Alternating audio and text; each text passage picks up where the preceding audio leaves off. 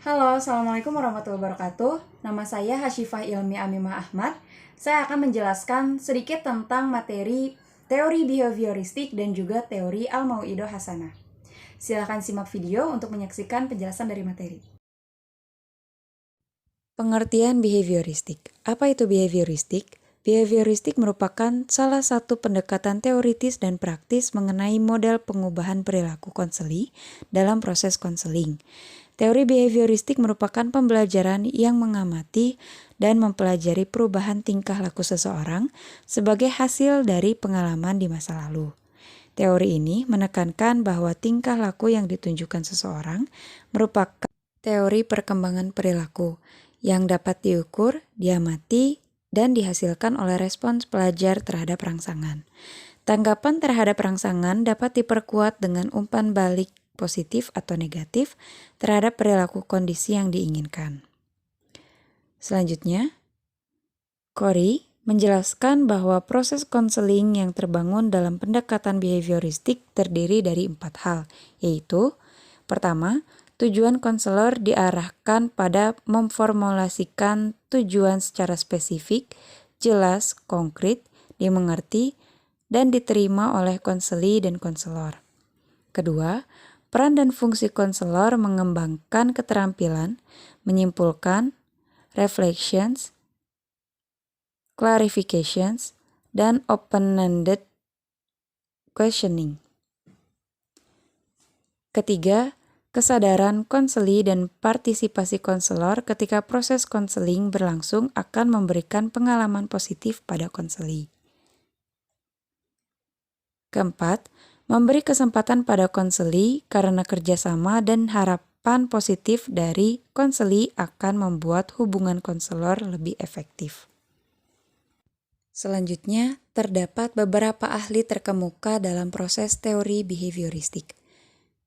Yang pertama, Edward Lee Thorndike. Menurutnya, teori belajar behavioristik yang dipahaminya sebagai proses interaksi antara stimulus dan respons. Percobaannya yaitu meneliti perilaku pembelajaran oleh kucing.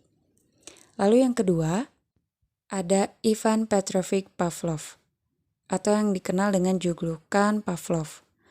Percobaan yang dilakukannya yaitu memperlihatkan makanan pada anjing, lalu anjing tersebut mengeluarkan air liur merupakan stimulus alami dan diasosialisasikan dengan keinginan akan makanan tersebut.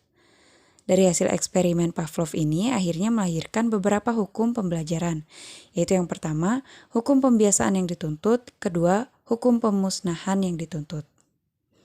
Ketiga, Bruce Skinner adalah seorang psikolog dari Amerika yang terkenal dengan aliran behaviorismenya. Skinner memiliki pendapat bahwa hubungan antara stimulus dengan respon yang dijuluki individu atau subjek terjadi melalui interaksi dengan lingkungan. Terdapat dua macam respons menurut Skinner. Pertama, responden respons, yaitu respon akibat rangsangan tertentu.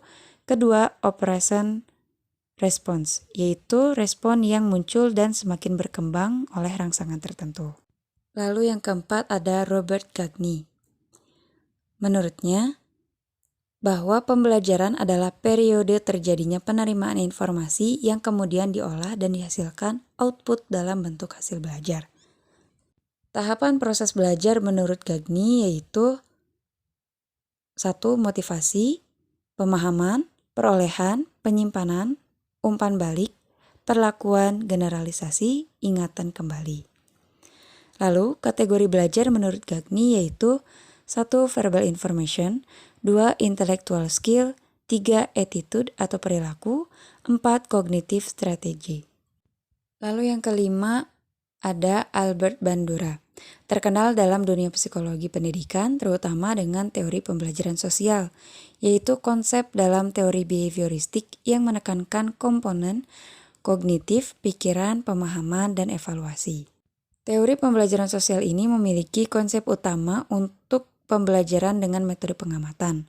Menurut teori ini, perlakuan individu bisa timbul karena adanya modeling atau tindakan peniruan.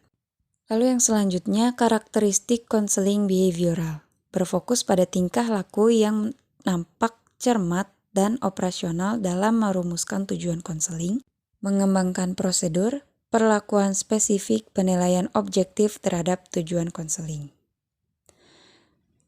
Teknik konseling behavioral yaitu pertama latihan asertif, kedua desensitisasi, ketiga sistem, 4 pengkondisian, 5 aversi, 6 pembentukan, 7 tingkah laku, dan yang ke-8 ada model.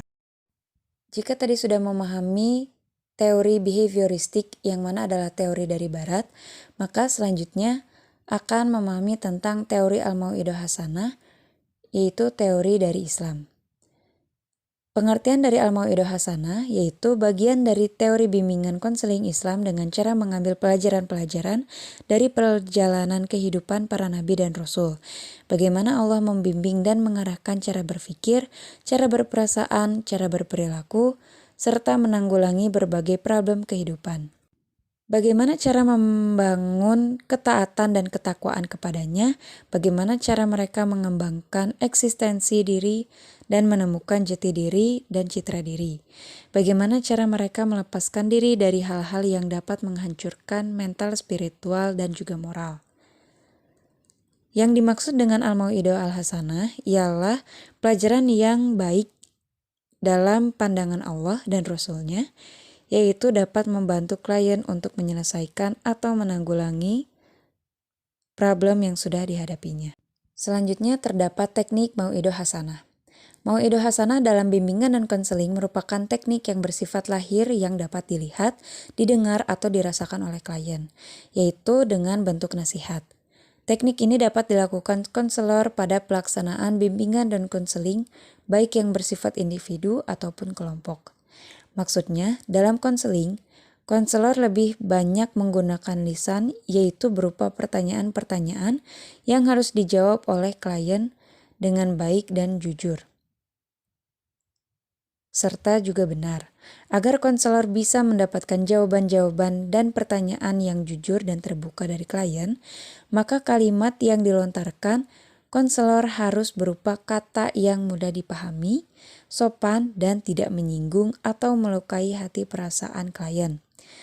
Demikian pula ketika memberikan nasihat, hendaklah dilakukan dengan kalimat yang indah, bersahabat, menenangkan, dan menyenangkan.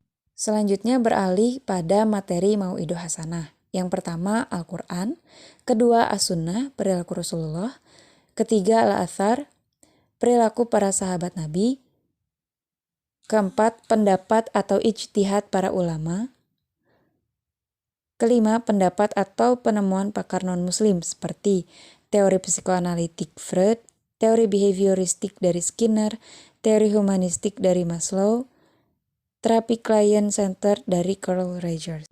Pada slide selanjutnya, terdapat perbedaan teori behavioristik dan juga mau'idah hasanah.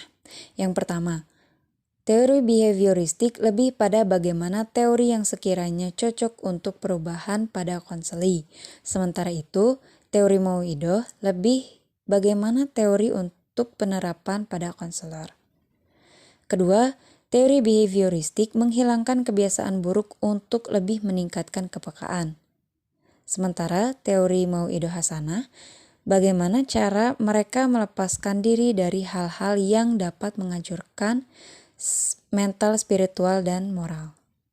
Keempat, teori behavioristik memiliki lebih banyak pendekatan dan teknik dalam teori dan dalam aspek yang beragam.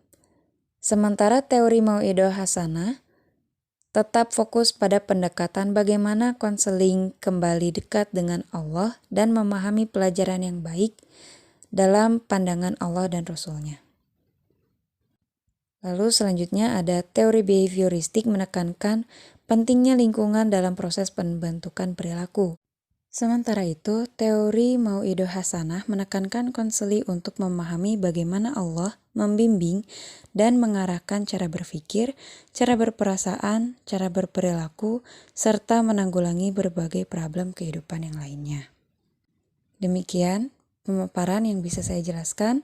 Terima kasih sudah menyaksikan.